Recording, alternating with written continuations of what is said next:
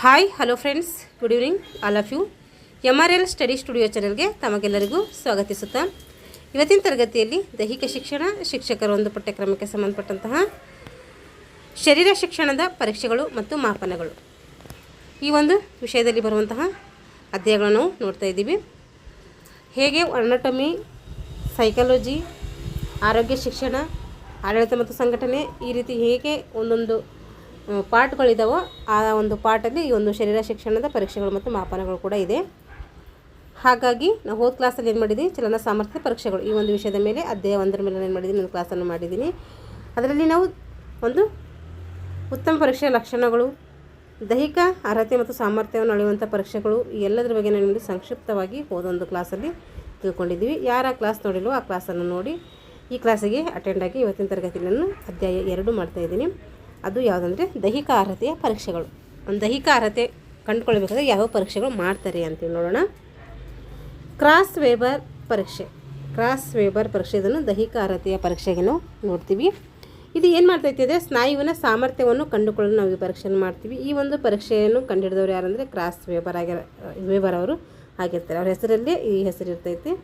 ಅಂದರೆ cross weber ಅನ್ನುವಂಥ ಪರೀಕ್ಷೆ ಮೇಲೆ ಅವ್ರ ಹೆಸರಿನ ಮೇಲೆ ಈ ಒಂದು ಪರೀಕ್ಷೆಯನ್ನು ಮಾಡ್ತಾರೆ. ಈ ಪರೀಕ್ಷೆ 6 ಚಟುವಟಿಕೆಗಳನ್ನು ಒಳಗೊಂಡಿರ್ತೈತಿ.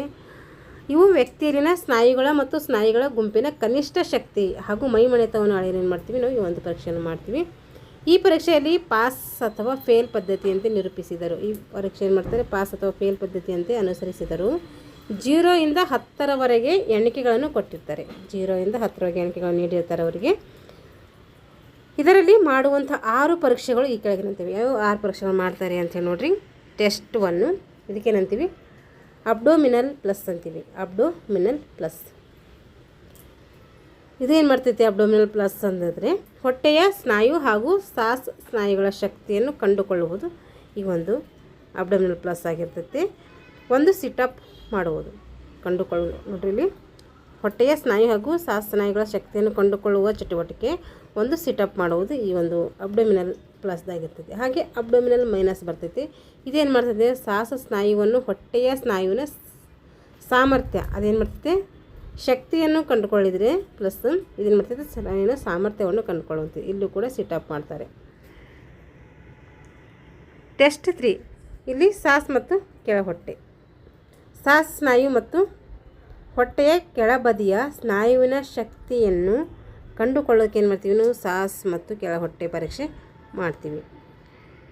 ಬೆನ್ನಿನ ಮೇಲ್ಭಾಗ ಟೆಸ್ಟ್ 4 ಏನು ಮಾಡ್ತಾರೆ ಅಂದರೆ ಅಪ್ಪರ್ ಬ್ಯಾಕು, ಬೆನ್ನಿನ ಮೇಲ್ಭಾಗದ ಸ್ನಾಯುವಿನ ಶಕ್ತಿಯನ್ನು ಕಂಡುಕೊಳ್ಳುವುದು ಈ ಒಂದು ಟೆಸ್ಟ್ 4ರದಾಗಿರ್ತೈತಿ. ಇಲ್ಲಿ ತಲೆ, ಎದೆ, ಭುಜಗಳು 10 ಸೆಕೆಂಡ್ಗಳವರೆಗೆ ಏನು ಮಾಡಬೇಕು, ಎತ್ತಿ ಹಿಡಿಬೇಕು. ಹೊಟ್ಟೆಯ ಮೇಲೆ ಮಲಗಿ ನೋಡಬೇಕು. ಎದೆ, ತಲೆ, ಭುಜ ಏನು ಮಾಡಬೇಕು, 10 ಸೆಕೆಂಡ್ವರೆಗೂ ಎತ್ತಿ ಹಿಡಿಬೇಕು. ಈಗ ಬೆನ್ನಿನ ಕೆಳಭಾಗ ಲೋವರ್ ಬ್ಯಾಕ್, ಅಪ್ಪರ್ ಬ್ಯಾಕ್ ಆಯಿತು, ಈಗ ಲೋವರ್ ಬ್ಯಾಕ್ ನೋಡಿರಿ. ಬೆನ್ನಿನ ಕೆಳಭಾಗದ ಸ್ನಾಯುವಿನ ಶಕ್ತಿಯನ್ನು ಕಂಡುಕೊಳ್ಳುವುದು ಹೊಟ್ಟೆಯ ಮೇಲೆ ಮಲಗಿ 10 ಸೆಕೆಂಡ್ವರೆಗೆ ಕಾಲುಗಳನ್ನು ಮೇಲಕ್ಕೆತ್ತಿ ಮಾಡುವುದು. ಕಾಲಷ್ಟೇ ಮೇಲಕ್ಕೆತ್ತಿ ಮಾಡಬೇಕಿದು. ಪ್ರಾಕ್ಟಿಕಲಾಗಿ ಮಾಡಿ ನೋಡಿರಿ, ಗೊತ್ತಾಗ್ತೈತಿ. ಟೆಸ್ಟ್ 6 ಏನು ಮಾಡ್ತಾರೆ, ಅದರಲ್ಲಿ ಬೆನ್ನು ಮತ್ತು ಮೊಳಕಾಲು ಸ್ನಾಯು, ಸೊಂಟದ ಮೈಮಣೆತ ಅಥವಾ ನೆಲ ಮುಟ್ಟುವ ಪರೀಕ್ಷೆಯ ಚಟುವಟಿಕೆ. ವಿದ್ಯಾರ್ಥಿಯನ್ನು ನೇರವಾಗಿ ನಿಲ್ಲಿಸಿ ನಂತರ ಮೊಣಕಾಲು ಮಡಚದೆ ಮುಂದಕ್ಕೆ ಬಾಗಿ ಬೆರಳಿನ ತುದಿಯಿಂದ ನೆಲವನ್ನು ಮುಟ್ಟಬೇಕು. ಈ ಸ್ಥಿತಿಯಲ್ಲಿ 3 ಸೆಕೆಂಡ್ಗಳವರೆಗೆ ನೆಲವನ್ನು ಮುಟ್ಟಿ ಹಿಡಿದಿರಬೇಕು. ಇದಕ್ಕೇನಂತೀವಿ, ಬೆನ್ನು ಮತ್ತು ಮೊಳಕಾಲು ಸ್ನಾಯು ಅಂಥೇಳಿ ಕರಿತೀವಿ. ಇಷ್ಟೇನು ಕ್ರಾಸ್ ವೆಬರ್ ಪರೀಕ್ಷೆ ಎದಕ್ಕೆ ಮಾಡ್ತಾರೆ ಅಂತ ಕೇಳ್ತಾರೆ. ಕ್ರಾಸ್ ವೆಬರ್ ಪರೀಕ್ಷೆ ಯಾರು ಕಂಡುಹಿಡಿದ್ರು ಅಂತೇಳಿ ಕರೀತಾರೆ. ಇದರಲ್ಲಿ ಎಷ್ಟು ಚಟುವಟಿಕೆಗಳಿದ್ದಾವೆ ಅಂತೇಳಿ ಇಷ್ಟು ಕೇಳ್ತಾರೆ. ಪರೀಕ್ಷೆ ಮೇಲೆ ಇಷ್ಟು ನೆನ್ಪಿಟ್ಟುಕೊಂಡ್ರೆ ಸಾಕು. ಇವಾಗ JCR ಪರೀಕ್ಷೆ. ಜೆ ಅಂದ್ರೇನು, ಎತ್ತರಕ್ಕೆ ಜಿಗಿಯೋದು. ಸಿ ಅಂದರೆ ಚಿನ್ನಿಂಗು. ಆರ್ ಅಂದರೆ ಶಟಲ್ ರನ್ ಅಥವಾ ರನ್ನಿಂಗ್ ಅಂತ ಕೂಡ ಕರಿತೀವಿ. JCR ಪರೀಕ್ಷೆಯಲ್ಲಿ 3 ಚಟುವಟಿಕೆಗಳನ್ನು ಒಳಗೊಂಡಿರ್ತೈತಿ. ಒಂದು ಎತ್ತರ ಜಿಗಿತ ಅಂತ ಕರಿತೀವಿ. ಎತ್ತರಕ್ಕೆ ಜಿಗಿಯೋದು. ಚಿನ್ನಿಂಗ್, ಇನ್ನೊಂದು ಶಟಲ್ ರನ್. ಈ 3 ಚಟುವಟಿಕೆ. ಎಷ್ಟು ಚಟುವಟಿಕೆ ಇದ್ರ ಹೆಸರು ಮೇಲೆ ಲಾಂಗ್ ಫಾರ್ಮ್ ಕೇಳ್ತಾರೆ, ಅದನ್ನು ನೆನ್ಪಿಟ್ಕೋಬೇಕು. ವ್ಯಕ್ತಿಯಲ್ಲಿನ ದೈಹಿಕ ಅರ್ಹತೆಯ ಗುಣಗಳಾದಂತಹ ಜಿಗಿತ, ಶಕ್ತಿ, ವೇಗ, ಚಪಲತೆ ಏನು ಹೇಳ್ತದೆ, ಇದು ವ್ಯಕ್ತಿಯಲ್ಲಿರುವಂಥ ಜಿಗಿತ ಸಾಮರ್ಥ್ಯ ಹೇಳ್ತೈತಿ, ಶಕ್ತಿ ಹೇಳ್ತೈತಿ, ವೇಗ, ಚಪಲತೆ ಹಾಗೂ ಕಷ್ಟ ಸಹಿಷ್ಣುತೆ ಇವುಗಳನ್ನು ಮೂಲಭೂತ ಚಲನಾ ನಿಪುಣತೆಗಳಾದಂತಹ ಜಿಗಿತ, ಓಟ ಮತ್ತು ವಕ್ರಗತಿ ಇವುಗಳನ್ನು ಏನು ಮಾಡ್ತೀವಿ ನಾವು ಇದರಲ್ಲಿ ಕಂಡುಕೊಳ್ತೀವಿ. ಈಗ JCR ಆಯಿತು. ಇವಾಗ ನೆಕ್ಸ್ಟ್ ಬರೋದು NPFP. ಈ ಒಂದು ಪರೀಕ್ಷೆ ಏನಂತ ನೋಡಿರಿ, national physical fitness program test. ಇದು ಇಂಪಾರ್ಟೆಂಟ್, ವೆರಿ ಇಂಪಾರ್ಟೆಂಟ್. ಇದು ಕೇಳ್ತಾರೆ ಎಕ್ಸಾಮಲ್ಲಿ.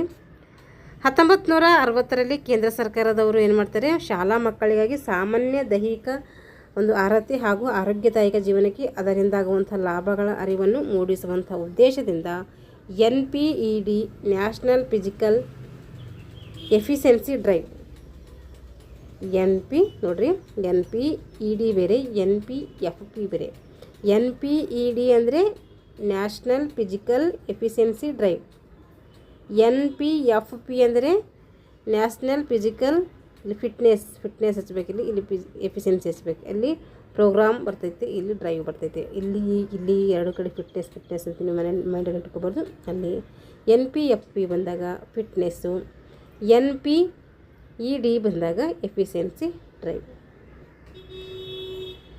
NPED ಸ್ಥಾಪನೆ ಯಾವಾಗೈತೆ ಅಂದರೆ 1959ರಲ್ಲಿ ಆಗ್ತೈತೆ. ಯಾವುದು NPED ಪರೀಕ್ಷೆಯನ್ನು ಮುಂದೆ ಏನು ಮಾಡ್ತಾರೆ, NPFP ಪರೀಕ್ಷೆಗಳು ಅಂತೇಳಿ ಕರಿತೀವಿ. ಮುಂಚೆ ಏನಿತ್ತು NPED ಇತ್ತು, ಅದ್ರದ್ದು ರೂಪಾಂತರ ಆಗಿ ಏನು ಬಂತು, NPFP ಬಂದಿದೆ. ಅವಾಗೇನಿತ್ತು, ಎಫಿಷಿಯನ್ಸಿ ಡ್ರೈವ್ ಇತ್ತು. ಇವಾಗ ಫಿಟ್ನೆಸ್ ಪ್ರೋಗ್ರಾಮ್ ಬಂದಿದೆ. NPFP ಪರೀಕ್ಷೆಗಳು ಅಂತೇಳಿ ಕರಿತೀವಿ. NPEDಗೆ 7ರಿಂದ 8 ವರ್ಷಗಳಿಂದ ನಿಲ್ಲಿಸಿದ ಈ ಪರೀಕ್ಷೆಗಳನ್ನು ಸ್ವತಂತ್ರ ಸುವರ್ಣ ಮಹೋತ್ಸವದ ಅಂಗವಾಗಿ 1997-98ರಲ್ಲಿ ತಿರುಗಿ ಏನು ಮಾಡ್ತಾರೆ, ಪ್ರಾರಂಭ ಮಾಡ್ತಾರೆ. 1959ರಲ್ಲಿ NPED ಇತ್ತು. ಆಮೇಲೆ 1997-98ರಲ್ಲಿ ಮತ್ತೇನು ಮಾಡಿದ್ರು, NPFP ಆಗಿ ಮಾಡಿದ್ರು. ಇವುಗಳಲ್ಲಿ ಬ್ಯಾಟ್ರಿ A, ಬ್ಯಾಟ್ರಿ B ಅಂಥೇಳಿ 2 ಪ್ರಕಾರಗಳು ಕಂಡುಬರ್ತವೆ. ಇದರಲ್ಲಿ ಬ್ಯಾಟ್ರಿ A, ಬ್ಯಾಟ್ರಿ B ಅಂತ 2 ಪ್ರಕಾರ ಕಂಡುಬರ್ತವೆ. ವಯೋಮಾನಕ್ಕೆ ಅನುಗುಣವಾಗಿ ಕಿರಿಯ ಬಾಲಕರು, ಹಿರಿಯ ಪುರುಷರು, ಮಹಿಳೆಯರು ಅಂತೇಳಿ ವರ್ಗೀಕರಣ ಮಾಡ್ತಾರೆ. ಆ ವರ್ಗೀಕರಣ ಮಾಡಿ ಅವರ ವಿವಿಧ ಒಂದು ಚಟುವಟಿಕೆಗಳ ಪ್ರಮಾಣವನ್ನು SS ಅನ್ನು ಪಡೆದವರಿಗೆ ಏನು ಮಾಡ್ತಾರೆ, ನಕ್ಷತ್ರ ಅಥವಾ ಸ್ಟಾರ್ ನೀಡಿ ಅವರನ್ನು ಗೌರವಿಸ್ತಾರೆ. ಇದರಲ್ಲಿ ರಾಷ್ಟ್ರೀಯ ಪ್ರಶಸ್ತಿಗಳನ್ನು ಕೂಡ ಕೊಡ್ತಾರೆ. ನ್ಯಾಷನಲ್ ಅವಾರ್ಡ್ ಕೂಡ ಇಲ್ಲಿ ಕೊಡ್ತಾರೆ.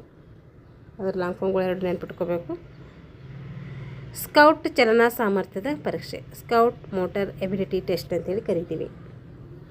ಸ್ಕೌಟ್ ಅಂದ್ರೆ ಹೆಣ್ಣು ಮಕ್ಕಳ ಚಲನ ಸಾಮರ್ಥ್ಯವನ್ನು ಅಭ್ಯಸಿಸಿ, ಹೆಣ್ಮಕ್ಕಳಿಗೆ ಸಂಬಂಧಪಟ್ಟಿರೋದು, ಅವರ ಸಾಮರ್ಥ್ಯವನ್ನು ಅಭ್ಯಸಿಸಿ ಪ್ರೌಢಶಾಲಾ ಮತ್ತು ಕಾಲೇಜು ಮಹಿಳೆಯರಿಗೆ ಈ ಕೆಳಗಿನ 5 ಅಂಶಗಳನ್ನು ಏನು ಮಾಡ್ತಾರೆ.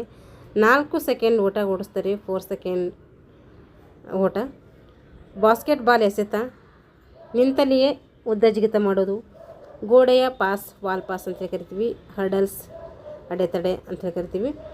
ಈ ಪರೀಕ್ಷೆಗೆ T ಸ್ಕೋರ್ಗಳನ್ನು ನೀಡ್ತಾರೆ. ಇದಕ್ಕೇನು ಮಾಡ್ತಾರೆ, ಈ ಒಂದು ಎಲ್ಲ ಪರೀಕ್ಷೆಗಳಿಗೆ T ಸ್ಕೋರನ್ನು ನೀಡ್ತಾರೆ. ವಿದ್ಯಾರ್ಥಿಗಳು ಗಳಿಸಿದ ಅಂಶಗಳ ಸರಾಸರಿಯನ್ನು ತೆಗೆದುಕೊಳ್ತಾರೆ. ಇದರಲ್ಲಿ ಸ್ಕೌಟ್ ಚಲನ ಸಾಮರ್ಥ್ಯದ ಪರೀಕ್ಷೆ ಇದು ಯಾರಿಗೆ ಮಾಡ್ತಾರೆ ಅಂತ ನೆನ್ಪಿಟ್ಕೋಬೇಕು, ಹೆಣ್ಣು ಮಕ್ಕಳಿಗೆ ಮಾಡ್ತಾರೆ. ಈಗ ಬ್ಯಾರೋ ಚಲನಾ ಸಾಮರ್ಥ್ಯದ ಪರೀಕ್ಷೆ, ಕಾಲೇಜು ವಿದ್ಯಾರ್ಥಿಗಳ ಚಲನಾ ಸಾಮರ್ಥ್ಯವನ್ನು ಪರೀಕ್ಷಿಸಲು ಈ ಪರೀಕ್ಷೆ ಮಾಡ್ತಾರೆ. ಚಲನಾ ಸಾಮರ್ಥ್ಯದ 8 ಅಂಶಗಳನ್ನು ಪರೀಕ್ಷಿಸಲು 29 ವಿವಿಧ ಪ್ರಕಾರಗಳನ್ನು ಅಭ್ಯಸಿಸಿ 2 ಭಾಗಗಳನ್ನು ನಿರ್ದಿಷ್ಟಪಡಿಸ್ತಾರೆ ಇವರು. Battery 1, battery 2. ಬ್ಯಾಟ್ರಿ 1ರಲ್ಲಿ ಇದರಲ್ಲಿ ಚಲನಾ ಸಾಮರ್ಥ್ಯವನ್ನು ಕಂಡುಕೊಳ್ಳಲು ಈ ಕೆಳಗಿನ 6 ಅಂಶಗಳನ್ನು ಪರೀಕ್ಷೆ ಮಾಡ್ತಾರೆ. 1 ನಿಂತು ಉದ್ದ ಜಿಗಿತ, ಸಾಫ್ಟ್ ಬಾಲ್ ಎಸೆತ, ಅಡ್ಡದಿಡ್ಡಿ ಓಟ, ಗೋಡೆಯ ಎಸೆತ, ಮೆಡಿಸಿನ್ ಬಾಲ್ ಎಸೆತ, 60 ಯಾರ್ಡ್ ಓಟ. ಇಷ್ಟೇನು ಮಾಡ್ತಾರೆ, ಈ ಒಂದು ಬ್ಯಾಟ್ರಿ 1, ಬ್ಯಾಟ್ರಿ 2 ಪರೀಕ್ಷೆಯಲ್ಲಿ ಮಾಡ್ತಾರೆ. ಬ್ಯಾಟ್ರಿ 1ನಲ್ಲಿ ಸಾಮಾನ್ಯವಾಗಿ ಎಷ್ಟು ಅಂಶಗಳಿದ್ದಾವೆ, 6 ಅಂಶಗಳಿದ್ದಾವೆ. ಇವಾಗ ಬ್ಯಾಟ್ರಿ 2ಅಲ್ಲಿ ನೋಡಿರಿ, ಇದು ಒಳಾಂಗಣ ಪರೀಕ್ಷೆ ಆಗಿರ್ತೈತಿ. ಬ್ಯಾಟ್ರಿ 2 ಇಲ್ಲಿ 3 ಅಂಶಗಳು ಮಾತ್ರ ಪರೀಕ್ಷೆ ಮಾಡ್ತಾರೆ. 3 ಎಸೆತಗಳು ಯಾವುದಂದರೆ, 1 ನಿಂತು ಉದ್ದ ಜಿಗಿತ ಮಾಡೋದು, ಮೆಡಿಸಿನ್ ಬಾಲ್ ಎಸೆತ ಮಾಡೋದು, ಆಮೇಲೆ ಜಿಗ್ಜಾಗ್ ಓಟ. ಬ್ಯಾಟ್ರಿ 1, ಬ್ಯಾಟ್ರಿ 2 ಇದರಲ್ಲಿ ಬರ್ತವೆ ಅಂತೇಳಿ ಕೇಳ್ತಾರೆ. ಇವು ಬರೋದು ಬ್ಯಾರೋ ಚಲನ ಸಾಮರ್ಥ್ಯ ಒಂದು ಪರೀಕ್ಷೆಯಲ್ಲಿ. ಬ್ಯಾಟ್ರಿ 1 ಇದರಲ್ಲಿ ಚಲನ ಸಾಮರ್ಥ್ಯವನ್ನು ಕಂಡುಕೊಳ್ತೀವಿ ನಾವು. ಬ್ಯಾಟ್ರಿ 2 ಅಲ್ಲಿ ಒಳಾಂಗಣ ಪರೀಕ್ಷೆ ನಡೆಸ್ತಾರೆ. ಇಲ್ಲಿ ನಿಂತು ಉದ್ದ ಜಿಗಿತ ಮಾಡೋದು, ಮೆಡಿಸಿನ್ ಬಾಲು ಎಸೆತ, ಜಿಗ್ಜಾಗ್ ಓಟ ಇವೆಲ್ಲ ಮಾಡಬೇಕಿಲ್ಲ. ಇವಾಗ ಹಾರ್ವರ್ಡ್ ಸ್ಟೆಪ್ ಪರೀಕ್ಷೆ, ಇದು ಯಾರು ರೂಪಣೆ ಮಾಡ್ತಾರೆ ಅಂದರೆ ಬ್ರೋಹಾ ಅವರು ಮಾಡ್ತಾರೆ. ಹಾರ್ವರ್ಡ್ ಸ್ಟೆಪ್ ಪರೀಕ್ಷೆ ಮಾಡ್ತಾರೆ ಬ್ರೋಹಾ ಅವರು. ಈ ಪರೀಕ್ಷೆಯು ರೂಪಿಸ್ತಾರೆ, ಯಾವುದು ಬ್ರೋಹಾ ಅವರು ಹಾರ್ವರ್ಡ್ ಸ್ಟೆಪ್ ಪರೀಕ್ಷೆ ರೂಪಿಸ್ತಾರೆ. ಕೆಲಸ ಮಾಡುವ ಸ್ನಾಯುಗಳ ಒಂದು ಸಾಮರ್ಥ್ಯದ ಮತ್ತು ಕೆಲಸದ ನಂತರ ಮೂಲ ಸ್ಥಿತಿಗೆ ಬರುವಂಥ ಸಾಮರ್ಥ್ಯವನ್ನು ಅಳತೆ ಮಾಡುವಂಥ ಉದ್ದೇಶದಿಂದ ಈ ಪರೀಕ್ಷೆ ಮಾಡ್ತಾರೆ. ವಯಸ್ಸಿನ ಕಾಲೇಜು ವಿದ್ಯಾರ್ಥಿಗಳಿಗಾಗಿ ಈ ಪರೀಕ್ಷೆಯನ್ನು ನಾವು ರೂಪಿಸ್ತೀವಿ. ಇದಕ್ಕೇನಂತೀವಿ ನಾಡಿ ಬಡಿತ ಪರೀಕ್ಷೆ ಮಾಡಲು ಕೂಡ ಈ ಪರೀಕ್ಷೆಯನ್ನು ಮಾಡ್ತಾರೆ. ನಾಡಿ ಬಡಿತ ಪರೀಕ್ಷೆ ಮಾಡಲು ಕೂಡ ಹಾರ್ವರ್ಡ್ ಪರೀಕ್ಷೆ ಮಾಡ್ತಾರೆ. ನಿಮಿಷಕ್ಕೆ 30 ಹೆಜ್ಜೆಗಳಂತೆ 5 ನಿಮಿಷದವರೆಗೆ ಸ್ಟೂಲಿನ ಮೇಲೆ ಹತ್ತುವುದು ಮತ್ತು ಇಳಿಯುವುದು ಮಾಡಬೇಕು. ನೋಡಿರಿ, ನಿಮಿಷಕ್ಕೆ 30 ಹೆಜ್ಜೆಗಳಂತೆ 5 ನಿಮಿಷಗಳವರೆಗೆ ಸ್ಟೂಲಿನ ಮೇಲೆ ಹತ್ತುವುದು ಮತ್ತು ಇಳಿಯುವುದು ಮಾಡಬೇಕು. ವಿಶಾಲ ಮಾದರಿ ಪರೀಕ್ಷೆಯಲ್ಲಿ ದೈಹಿಕ ಸಾಮರ್ಥ್ಯದ ಸೂಚ್ಯಂಕ ಅಂದರೆ ಫಿಸಿಕಲ್ ಎಫಿಷಿಯನ್ಸಿ ಇಂಡೆಕ್ಸನ್ನು ಈ ಕೆಳಗಿನ ಸೂತ್ರದಿಂದ ನಾವು ಕಂಡುಕೊಳ್ತೀವಿ. ದೈಹಿಕ ಸಾಮರ್ಥ್ಯದ ಒಂದು ಸೂಚ್ಯಂಕ ಈಜಿಕೊಟ್ಟು ಸೆಕೆಂಡ್ಗಳಲ್ಲಿ ಚಟುವಟಿಕೆಗಳ ಅವಧಿ ಹಾಕ್ತಾರೆ ಇಂಟು 100 ಮಾಡಿ /2 ಇಂಟು ಒಟ್ಟು ಎಲ್ಲ 3 ಅವಧಿಗಳ ನಾಡಿ ಬಡಿತದ ಎಣಿಕೆಯಲ್ಲಿ ಹಾಕ್ತಾರೆ, ಮೆನ್ಷನ್ ಮಾಡ್ತಾರೆ. ಸಂಕ್ಷಿಪ್ತ ಮಾದರಿಯ ಪರೀಕ್ಷೆಗೆ ಸೂಚ್ಯಂಕವನ್ನು ಈ ಕೆಳಗಿನಂತೆ ಕಂಡುಕೊಳ್ತಾರೆ. ಒಂದು ದೈಹಿಕ ಸಾಮರ್ಥ್ಯದ ಸೂಚ್ಯಂಕ ಈಜಿಕೊಟ್ಟು ಸೆಕೆಂಡ್ಗಳ ಚಟುವಟಿಕೆಗಳು ಅವಧಿ ಇಂಟು 100 / 5.5 ಇಂಟು 1ರಿಂದ 1.5 ಅಂದರೆ 90 ಸೆಕೆಂಡ್ಸ್. ನಿಮಿಷಕ್ಕೆ ತೆಗೆದುಕೊಂಡ ನಾಡಿ ಬಡಿತ ಇಲ್ಲಿ ಮಾಡ್ತಾರೆ, ಇಲ್ಲಿ ಲೆಕ್ಕಾಚಾರ ಮಾಡ್ತಾರೆ. ಈಗ ಕ್ರೀಡಾ ನಿಪುಣತೆಯ ಪರೀಕ್ಷೆಗಳು ಏನು ಮಾಡ್ತಾರೆ ನೋಡಿರಿ. ಲೋಕಹಾರ್ಟ್ ಮ್ಯಾಕ್ಫರ್ಸನ್ ಬ್ಯಾಡ್ಮಿಂಟನ್ ಪರೀಕ್ಷೆ. ಲೋಕಹಾರ್ಟ್ ಮ್ಯಾಕ್ಫರ್ಸನ್ ಬ್ಯಾಡ್ಮಿಂಟನ್ ಪರೀಕ್ಷೆ. ಇದು ಬ್ಯಾಡ್ಮಿಂಟನ್ ಲೋಕಹಾರ್ಟ್ ಮತ್ತು ಮ್ಯಾಕ್ಫರ್ಸನ್ ಅವರು ಸೇರಿ ಏನು ಮಾಡ್ತಾರೆ, ಈ ಒಂದು ಪರೀಕ್ಷೆಯನ್ನು ಮಾಡ್ತಾರೆ. ಕಾಲೇಜು ವಿದ್ಯಾರ್ಥಿಗಳ ಮೇಲೆ ಪ್ರಯೋಗ ಮಾಡ್ತಾರೆ ಈ ಒಂದು ಟೆಸ್ಟು. ಮ್ಯಾಥವ್ ಇಲ್ಲಿ ಶಟಲ್ ರ್ಯಾಕೆಟ್ನಿಂದ ನಿಯಮಗಳ ಆಧಾರದ ಮೇಲೆ ಹೊಡೆಯುವುದರ ಮೇಲೆ ಈ ಒಂದು ಪರೀಕ್ಷೆ ಮಾಡ್ತಾರೆ. 3 ಪ್ರಯತ್ನಗಳು ಇಲ್ಲಿ ನೀಡ್ತಾರೆ. ಒಟ್ಟು ಹೊಡೆತಗಳಲ್ಲಿ 3 ಒಳ್ಳೆಯ ಒಂದು ಹೊಡೆತಗಳನ್ನು ಪರಿಗಣನೆಗೆ ತೆಕ್ಕೋತಾರೆ. ಟಿ ಸ್ಕೇಲ್ ಅಂತಂದರೆ ಇದರ ಪ್ರಕಾರ ಪರೀಕ್ಷಾರ್ಥಿಯ ಮಟ್ಟವನ್ನು ನಿರ್ಧರಿಸುವುದಕ್ಕೆ ಏನಂತೀವಿ ನಾವು ಟಿ ಸ್ಕೇಲ್ ಅಂತೀವಿ. ಅದರ ಮಟ್ಟ ಮಾಡುವಂಥ ಮಾಪನ ಅಂದರೆ ಟಿ ಸ್ಕೇಲಲ್ಲಿ ಅಳತೆ ಮಾಡ್ತಾರೆ. ಫ್ರೆಂಚ್ ಸ್ಟಾಲ್ಟರ್ ಬ್ಯಾಡ್ಮಿಂಟನ್ ಪರೀಕ್ಷೆ. ಇದು ಬ್ಯಾಡ್ಮಿಂಟನ್ಗೆ ಸಂಬಂಧಿಸಿದ ಪರೀಕ್ಷೆ ಕೂಡ. ಇಲ್ಲಿ ಸರ್ವಿಸ್ ಮತ್ತು ಹೊಡೆತದ ಪರೀಕ್ಷೆ ಮಾಡಲಾಗ್ತದೆ. ಈ ಒಂದು ಹೆಸರು ಯಾವ ಒಂದು ಪರೀಕ್ಷೆ ಯಾವುದಕ್ಕೆ ಮಾಡ್ತೀವಿ ಅಂತ ಕೂಡ ಕೇಳ್ತಾರೆ, ನೆನ್ಪಿಟ್ಕೋಬೇಕು. ಎರಡೂ ಕೂಡ ಬ್ಯಾಡ್ಮಿಂಟನ್ಗೆ. ಇಲ್ಲಿ ಸರ್ವಿಸ್ ಮತ್ತು ಹೊಡೆತದ ಪರೀಕ್ಷೆ ಮಾಡ್ತಾರೆ. ಇಲ್ಲಿ ಫ್ರೆಂಚ್ ಅವರು ಏನು ಮಾಡ್ತಾರೆ, ಇದು ರೂಪನೆ ಮಾಡ್ತಾರೆ ಈ ಒಂದು ಪರೀಕ್ಷೆ. ಹಾಗಾಗಿ ಫ್ರೆಂಚ್ ಸ್ಟಾಲ್ಟನ್ ಬ್ಯಾಡ್ಮಿಂಟನ್ ಪರೀಕ್ಷೆ ಅಂತ ಹೆಸರಿದೆ. ಮಿಲ್ಲರ್ ವಾಲಿ ಪರೀಕ್ಷೆ. ಮಿಲ್ಲರ್ ಎಂಬುವರು ಈ ಒಂದು ಪರೀಕ್ಷೆ ಮಾಡ್ತಾರೆ, ಹಾಗಾಗಿ ಮಿಲ್ಲರ್ ವಾಲಿ ಪರೀಕ್ಷೆ ಅಂತ ಕರಿತೀವಿ. ಇಲ್ಲಿ ಉತ್ತಮ ಬ್ಯಾಡ್ಮಿಂಟನ್ ಆಟಗಾರರ ಹೆಚ್ಚಿನ ಉಪಯೋಗಿಸುವ ನಿಪುಣತೆ. ಆಟಗಾರರು ಏನು ಮಾಡಬೇಕು, ಹೆಚ್ಚಿಗೆ ಯಾವ ಒಂದು ಸ್ಕಿಲ್ಲನ್ನು ಮಾಡ್ತಾರೆ ಅಂದರೆ ಕ್ಲಿಯರ್ ಹೊಡೆತ ಮಾಡ್ತಾರೆ. ಈ ಒಂದು ಪರೀಕ್ಷೆಗೆ ಏನು ಮಾಡ್ತಾರೆ, ಆರಿಸ್ಕೊಳ್ತಾರೆ. ಅವ್ರು ಯಾವ ಒಂದು ಸ್ಕಿಲ್ ಮಾಡ್ತಾರೆ ಆ ಒಂದು ಸ್ಕಿಲ್ ಅಂದರೆ ಕ್ಲಿಯರ್ ಹೊಡೆತ ಇಲ್ಲಿ ಅವ್ರು ಆರಿಸ್ಕೊಂಡು ಅದರ ಮೇಲೆ ಟೆಸ್ಟ್ ಮಾಡ್ತಾರೆ. ಹೆಚ್ಚು ಕಡಿಮೆ ಲೋಕಹಾರ್ಟ್ ಮ್ಯಾಕ್ಫರ್ಸನ್ ಪರೀಕ್ಷೆ ಅಂತೆ. ಇದರಲ್ಲಿ ಏನು ಮಾಡ್ತಾರೆ, ರ್ಯಾಕೆಟ್ನಿಂದ ಶಟಲ್ ಹೊಡೆತ ಕೂಡ ಇಲ್ಲಿ ಈ ಒಂದು ಪರೀಕ್ಷೆಯನ್ನು ಮಾಡೋಣ ಅಂದರೆ ಅದರ ಬಗ್ಗೆ ಏನು ಮಾಡ್ತಾರೆ, ಅಧ್ಯಯನ ಮಾಡ್ತಾರೆ. ಜಾನ್ಸನ್ ಬಾಸ್ಕೆಟ್ಬಾಲ್ ಪರೀಕ್ಷೆ. 3 ಪರೀಕ್ಷೆಯಾಗಿದ್ದು ಬ್ಯಾಡ್ಮಿಂಟನ್ಗೆ ಸಂಬಂಧಪಟ್ಟಂಥವಾಗಿದ್ದರು. ಇದು ಎದಕ್ಕೆ ಸಂಬಂಧಪಟ್ಟಿದೆ, ಜಾನ್ಸನ್ದು ಬಾಸ್ಕೆಟ್ಬಾಲ್ಗೆ ಸಂಬಂಧಪಟ್ಟಿದೆ. ಅಮೆರಿಕದ ಜಾನ್ಸನ್ ಅವರು 19 ಅಂಶಗಳನ್ನು ಬಾಸ್ಕೆಟ್ಬಾಲ್ ಆಟದಲ್ಲಿ ಪರಿಗಣಿಸಿ ಈ ಪರೀಕ್ಷೆಯನ್ನು ರೂಪಣೆ ಮಾಡ್ತಾರೆ. ಇದರಲ್ಲಿ ಮುಖ್ಯವಾಗಿ 2 ಪ್ರಕಾರಗಳನ್ನು ನೋಡ್ತಾರೆ. ಒಂದು ಬಾಸ್ಕೆಟ್ಬಾಲ್ ಸಾಮರ್ಥ್ಯಕ್ಕೆ ಸಂಬಂಧಿಸಿದ ಪರೀಕ್ಷೆ, ಇನ್ನೊಂದು ಬಾಸ್ಕೆಟ್ಬಾಲ್ ಆಟಕ್ಕೆ ಬೇಕಾದಂಥ ದೈಹಿಕ ಅರ್ಹತೆಗಳಿಗೆ ಸಂಬಂಧಿಸಿದಂಥ ಒಂದು ಟೆಸ್ಟ್ ಮಾಡ್ತಾರೆ. ಇಲ್ಲಿ ಕಾಲುಗಳ ಚಲನೆಗಳು, ಜಿಗಿದು ಮುಟ್ಟುವುದು, ಡಾಡ್ಜಿಂಗ್ ಓಟ, ಐ ಓವರ್ ಬ್ರೇಸ್ ಪರೀಕ್ಷೆ. ಇಲ್ಲಿ ವೇಗದ ಪರೀಕ್ಷೆಗೆ ನಿಂತ ಸ್ಥಳದಲ್ಲಿ 30 ಸೆಕೆಂಡ್ಗಳವರೆಗೆ ಒಂದೇ ಸಮನೆ ಚೆಂಡನ್ನು ಬಾಸ್ಕೆಟ್ನಲ್ಲಿ ಹಾಕುವುದು. ಪ್ರತಿ ಬಾಸ್ಕೆಟ್ಗೆ ಏನು ಮಾಡ್ತಾರೆ, 1 ಅಂಕ ಇಲ್ಲಿ ಕೊಡ್ತಾರೆ. ಅಂದರೆ 1 ಅಂಕ ಅಂದರೆ 1 ಗುಣ ಅಂತ ಅರ್ಥ. ಈಗ ಮ್ಯಾಕ್ಡೊನಾಲ್ಡ್ ವಾಲಿಂಗ್ ಪರೀಕ್ಷೆ. ಇದಕ್ಕೆ ಸಂಬಂಧಪಟ್ಟಿದೆ. ಮ್ಯಾಕ್ಡೊನಾಲ್ಡ್ ವಾಲಿಂಗ್ ಪರೀಕ್ಷೆ ಅಂದರೆ ಇದು ಫುಟ್ಬಾಲ್ಗೆ ಸಂಬಂಧಪಟ್ಟಿದೆ. ಮ್ಯಾಕ್ಡೊನಾಲ್ಡ್ ಅವರು ಈ ಒಂದು ಪರೀಕ್ಷೆಯನ್ನು ಕಂಡುಹಿಡಿತಾರೆ. ಫುಟ್ಬಾಲ್ಗೆ ಸಾಮರ್ಥ್ಯವನ್ನು ಕಂಡುಕೊಳ್ಳಲು ಈ ಪರೀಕ್ಷೆ ರೂಪಣೆ ಮಾಡ್ತಾರೆ ಅವರು. ಇದು 30 ಸೆಕೆಂಡ್ ವೇಳೆಯನ್ನು ಕೊಟ್ಟು ಈ ಒಂದು ಟೆಸ್ಟ್ ಮಾಡ್ತಾರೆ. ಪ್ರಾರಂಭದ ಗೆರೆಯಿಂದ ಬ್ಯಾಕ್ ಬೋರ್ಡಿಗೆ ಇದನ್ನು ಓದಿಬೇಕು. ಬ್ರಾಡಿ ವಾಲಿಬಾಲ್ ಪರೀಕ್ಷೆ. ಇದು ವಾಲಿಬಾಲ್ಗೆ ಸಂಬಂಧಪಟ್ಟಿರೋದು ಬ್ರಾಡಿ ವಾಲಿಬಾಲ್ ಪರೀಕ್ಷೆ. ಒಂದೊಂದು ಗೇಮ್ಸಲ್ಲೇ ಇದ್ದಾವೆ, ಆದರೆ ಇದು ಗೇಮ್ಸಲ್ಲಿಲ್ಲ ನೋಡಿ. ಯಾವುದು ಮ್ಯಾಕ್ಡೊನಾಲ್ಡ್ ವಾಲಿಂಗ್ ಪರೀಕ್ಷೆ. ಇದು ಫುಟ್ಬಾಲ್ಗೆ ಸಂಬಂಧಪಟ್ಟಿದ್ದು. ಇಲ್ಲಿ ಯಾವುದೇ ರೀತಿಯ ಫುಟ್ಬಾಲ್ ಮೆನ್ಷನ್ ಇಲ್ಲ. ಆದರೆ ಇಲ್ಲಿ ನಾವು ಹಿಂದೆಲ್ಲ ನೋಡಿದೇವಲ್ಲ ಅವೆಲ್ಲ ಬಾಲಿನ ಅಂದರೆ ಆ ಒಂದು ಗೇಮ್ಸಲ್ಲಿ ಹೆಸರುಗಳಿದ್ದಾವೆ. ಇದನ್ನು ಕೂಡ ಏನು ನೋಡಿರಿ, ಬ್ರಾಡಿ ವಾಲಿಬಾಲ್ ಪರೀಕ್ಷೆ ಅಂದರೆ ವಾಲಿಬಾಲ್ಗೆ ಸಂಬಂಧಪಟ್ಟಿರೋದು. ಬ್ರಾಡಿ ಎಂಬುವವರು ವಾಲಿಬಾಲ್ ಆಟದಲ್ಲಿ ಸಾಮಾನ್ಯ ಆಟದ ಸಾಮರ್ಥ್ಯವನ್ನು ಕಂಡುಹಿಡಿಯಲು ಈ ಒಂದು ಪರೀಕ್ಷೆಯನ್ನು ಮಾಡ್ತಾರೆ. ಅವರು ವಿದ್ಯಾರ್ಥಿ ಏನು ಚಟುವಟಿಕೆ ಮಾಡ್ತಾರೆ ಅಂದರೆ, ವಿದ್ಯಾರ್ಥಿ ತನಗೆ ಇಷ್ಟವಾದ ಸ್ಥಳದಲ್ಲಿ ಹಾಗೂ ಬೇಕಾದ ಅಂತರದಲ್ಲಿ ನಿಂತು 1 ನಿಮಿಷದವರೆಗೆ ಚೆಂಡನ್ನು ಗೋಡೆಗೆ ಪುಟಿಸಬೇಕು. ಇಲ್ಲಿ ಜಿಂಜರ್ ಪಾಸ್ ಅಥವಾ ಅಪ್ಪರ್ ಹ್ಯಾಂಡ್ ಪಾಸ್ನಿಂದ ಏನು ಮಾಡಬೇಕು, ಗುರುತಿಸುವ ಜಾಗಕ್ಕೆ ಮಾತ್ರ ಹೊಡಿಬೇಕು. ಇಲ್ಲಿ ಈಗ ರಸ್ಟೆಲ್ ಲಾಂಗ್ ವಾಲಿಬಾಲ್ ಪರೀಕ್ಷೆ, ಇದನ್ನು ಕೂಡ ಆ ಒಂದು ಗೇಮ್ಸಲ್ಲಿ ಹೆಸರಿದೆ. ಇದು ಕೂಡ ವಾಲಿಬಾಲ್ಗೆ ಸಂಬಂಧಪಟ್ಟಿದ್ದು. ಫ್ರೆಂಚ್ ಹಾಗೂ ಕೂಪರ್ ಅವರು ಈ ಒಂದು ಪರೀಕ್ಷೆಯನ್ನು ಮಾಡ್ತಾರೆ. ವಾಲಿಬಾಲ್ನ ಸರ್ವಿಸ್ ಹಾಗೂ ವಾಲಿ ಅಭ್ಯಾಸಿಸಿ ರಸೆಲ್ಸ್ ಮತ್ತು ಲಾಂಗ್ ಎಂಬುವರು ಈ ಪ್ರೌಢಶಾಲೆ ವಿದ್ಯಾರ್ಥಿಗಾಗಿ ಈ ಒಂದು ಪರೀಕ್ಷೆಯನ್ನು ಮಾಡ್ತಾರೆ. ಯಾವುದು ರಸ್ಟೆಲ್ ಲಾಂಗ್ ವಾಲಿಬಾಲ್ ಪರೀಕ್ಷೆ. ಈಗ ಮೊಟ್ಟ ಮತ್ತು ಲೋಕ್ ಹಾರ್ಟ್ ಟೇಬಲ್ ಟೆನ್ನಿಸ್ ಪರೀಕ್ಷೆ, ಇದು ಟೇಬಲ್ ಟೆನ್ನಿಸ್ಗೆ ಸಂಬಂಧಪಟ್ಟಿದ್ದು.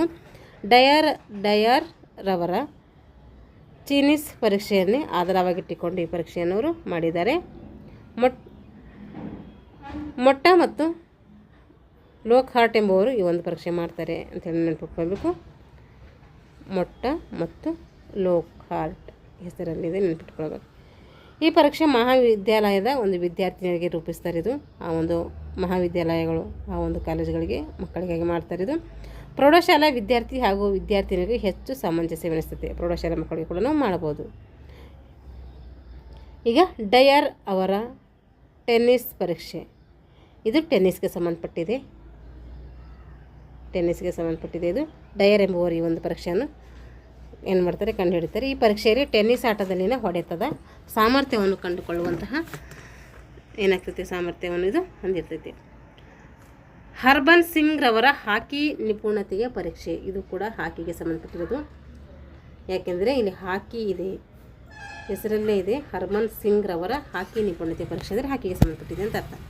ಭಾರತದ ಹರ್ಮನ್ ಸಿಂಗ್ ಈ ಒಂದು ಪರೀಕ್ಷೆಯನ್ನು ರೂಪಣೆ ಮಾಡ್ತಾರೆ. ಡ್ರಿಬ್ಲಿಂಗು, ಹೊಡೆತ, ಗೋಲ್ ಹೊಡೆತ ನಿಪುಣತೆಗಳನ್ನು ಹೆಚ್ಚು ಬಳಸುವುದರಿಂದ ನಿಪುಣತೆಗಳನ್ನು ಒಳಗೊಂಡಿದೆ. ಇದು 2 ಪರೀಕ್ಷೆಗಳನ್ನು ಇಲ್ಲಿ ರೂಪಿಸ್ತಾರೆ. ಒಂದು ಡ್ರಿಬಲ್ ಹಾಗೂ ಹೊಡೆತದ ಪರೀಕ್ಷೆ, ಇನ್ನೊಂದು ಡ್ರಿಬಲ್ ಹಾಗೂ ಗೋಲ್ ಹೊಡೆತದ ಪರೀಕ್ಷೆ. ಡ್ರಿಬಲ್ ಹಾಗೂ ಹೊಡೆತದ ಪರೀಕ್ಷೆ, ಡ್ರಿಬಲಿಂಗ್ ಹಾಗೂ ಹೊಡೆತದ ಸಾಮರ್ಥ್ಯವನ್ನು ನಿರ್ಧರಿಸಲು ಈ ಒಂದು ಡ್ರಿಬಲಿಂಗ್ ಹಾಗೂ ಹೊಡೆತದ ಪರೀಕ್ಷೆ ಮಾಡ್ತಾರೆ.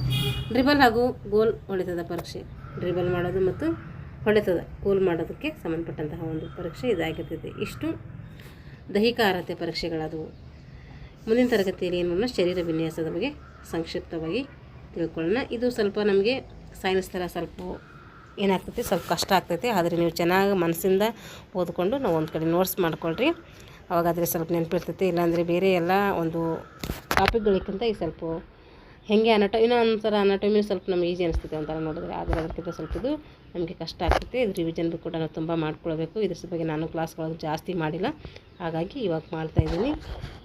ಇವಾಗ ಏನು ಮಾಡೋಣ, ಇದ್ರ ಮೇಲೆ ಒಂದೊಂದಾಗಿ ಕ್ಲಾಸ್ಗಳು ಕೂಡ ಮಾಡ್ತಾ ಹೋಗೋಣ. ಇವಾಗ ಪಾರ್ಟ್ 1 ಪಾರ್ಟ್ 2 ಆಗಿದೆ. ಇವಾಗ ನೆಕ್ಸ್ಟ್ ತರಗತಿಯಲ್ಲಿ ಶರೀರದ ವಿನ್ಯಾಸದ ಬಗ್ಗೆ ಸಂಕ್ಷಿಪ್ತವಾಗಿ ತಿಳ್ಕೊಳ್ಳೋಣ. ನೀವು 1-2 ಸರಿ ರಿವಿಷನ್ ಮಾಡ್ಕೊಳ್ರಿ, ಅವಾಗ ಮಾತ್ರ ಇದೊಂದು ವಿಷಯ ನೆನಪಿರ್ತೈತಿ.